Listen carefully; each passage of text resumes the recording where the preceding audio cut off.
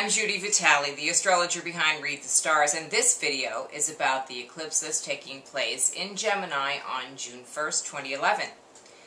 Well, I honestly didn't, you never know what's going to happen with an eclipse. You just know that something is going to happen.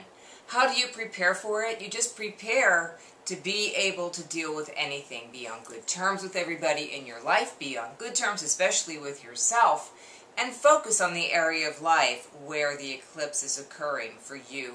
But there's also some other stuff that we can do in general. Now, I am noticing in the world events, or area of the world of the news and such, that wow, we have some weird stuff happening. Gangs emerging in like Boston and Charlotte and Miami. There was a big thing going on, and I guess in Long Beach, New York, of all places, people just like running around and having absolutely no consideration for one another and like actually battling one another. And that's not Gemini energy at all. In fact, what it is sort of the antithesis of it. It isn't the opposite because it isn't Sagittarius energy either.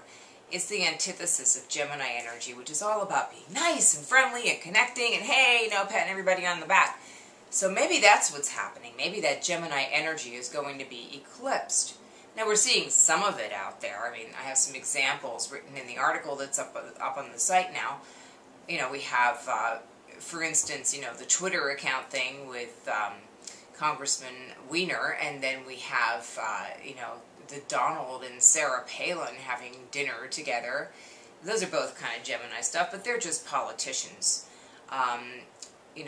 It's interesting to see this other dimension. I mean, an airplane having to come back to the airport because somebody complained about the other passenger having his or her seat reclined too far. They even scrambled a fighter jet. I mean, things are getting nuts, and that's all very Gemini stuff, Flying is very Gemini. The idea of the fighter jet scrambling, and even the seat itself, and the movement of the seat, anything that moves is all about Gemini. So what you want to do is to try in your own life, when you see somebody being cruel or inconsiderate or not thinking about how they're going to connect to other people after they commit some sort of act, try to stand up for it if it's within reason. Of course, you don't want to go and try to like take the gun out of some crazy person's hand if that's what's going on around you. God forbid. But you can do it on a personal level by just increasing a positive spirit and reasons why we all need to be connected. Because there is like a visibility area for eclipses, and the visibility area, as we saw the last time we had a big eclipse in January, usually spurs events in those areas. And this one starts in Siberia, goes through Japan, and then comes up and goes like into northern Alaska, across Canada, down into Newfoundland, and then over into Iceland.